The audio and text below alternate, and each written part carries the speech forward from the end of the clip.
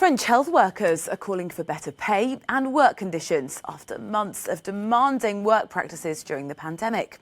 Doctors, nurses and other medical workers are expected to demonstrate across France today to remind the government of its promises on hospital funding.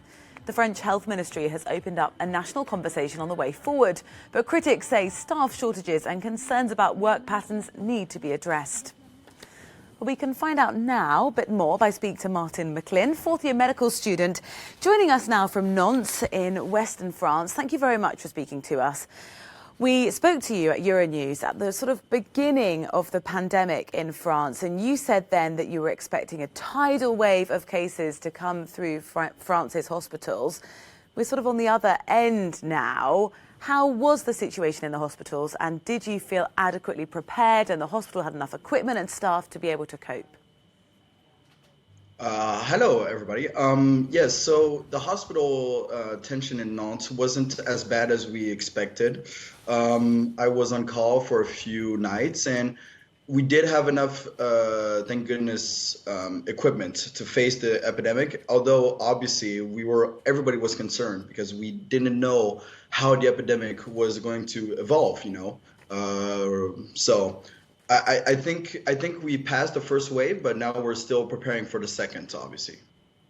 Around that time that you spoke to Euronews, the president of France made promises about funding for healthcare across France. There are going to be, over 200 protests today across the country. What is it that the protesters are demanding in terms of changes for the healthcare system? One of the big points here in the medical French system is the staff shortages on every level of the health system, whether it be in the hospitals, city health centers, or the retirement population. There are just staff shortages everywhere, and we can't take care of the patient if we don't have enough people. So that's one point. And the second point, obviously, is the recognition that is behind it. There's a new study that just came out about the interns working over 60 hours per week on average. Nurses and caregivers are having extremely long days and are just simply tired. This health system is tiring out, and this epidemic revealed and exposed all of these problems. What is it about the president's comments that haven't appeased protesters? Because he reiterated them again on Sunday evening when he spoke to the nation to say there was going to be increased funding for the healthcare service. What is it about those promises that have not stopped the protesters from saying, no, we're going to go out again and protest today?